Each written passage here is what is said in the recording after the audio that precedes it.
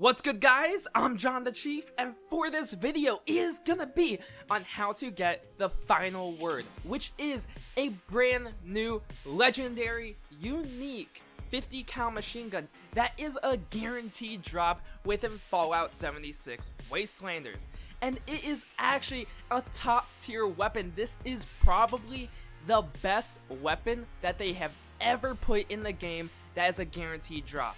And because it has two of the best legendary effects, the third one is still really good. It's actually was buffed in the most recent update, and because of that, it's actually a top tier weapon. So the final word is a 50 cal machine gun with anti-armor and faster fire rate. So this, stacking with stabilized, already a really good base damage, and the fire rate just being improved overall, makes this a powerhouse for taking down high armor enemies and high health enemies.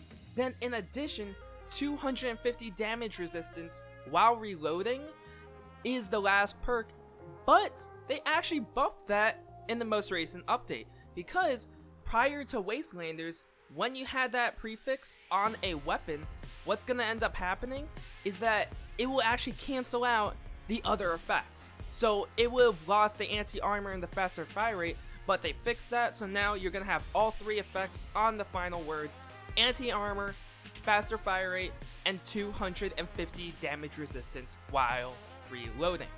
So, how to get this weapon? You're gonna have to go to the Ash Heap, and there you're gonna get a quest called Ally Narrow Escape. That's what's gonna start this whole entire quest line, because you're gonna have to save my friend here, Beckett. Now, as soon as you save him, he's gonna ask you to fetch a couple of things and then build a bar at his base. It's a very simple quest, very direct. You're not gonna get lost throughout this whole entire thing. There's always markers where you need to go. As soon as you build the bar at your camp, he will stay there and he will give you a series of like 12 simple fetch or kill quests, where all you have to do is go to a new location, kill all the enemies there, or obtain an item there, and then you go back to him. It'll take like an hour if you already have most of the locations actually already found, but it shouldn't be taking that long. Super easy, guys. You shouldn't have to worry at all. Most of these are in already previously known locations. Not too many of them are at brand new spots. Then, as soon as you finish all 12 of them, you're gonna get a key to the Watoga Underground. Now, in the Watoga Underground, it's a little bit of a maze, but I'm pretty sure you guys are gonna figure it out. It's not too hard. It was a great place to explore. I actually really enjoyed going through this dungeon. It did take a while my first time running through to figure out exactly where to go. It was a bit confusing. Just remember, you have to open up the garage door through this terminal, you turn around, and the path will basically be very simple and open up itself. But that was the only part that was really confusing. It was at the beginning, so I wanted to make sure you guys see that right here on what to do.